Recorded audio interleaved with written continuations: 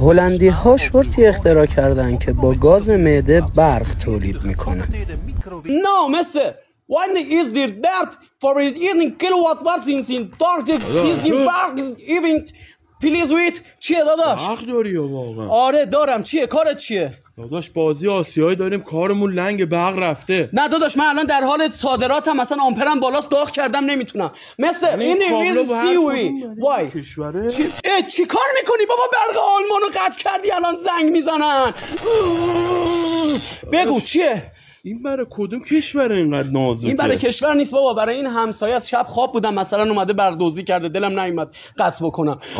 یادم رفت. چیه؟ داداش یه کارش بکن برامون. داداش نمیتونم، توان ترانس من 780 کیلوواته الان اصلا نمیتونم. برو. مشکل نداره تو تا این لوبیا رو بزنی به بدن توان رو ببری بالا من برات 10 تا فلافل دیگه میگیرم. حالا شد برو داداش بده به داور بگو تو بزنه. بگو تو بزنه اون.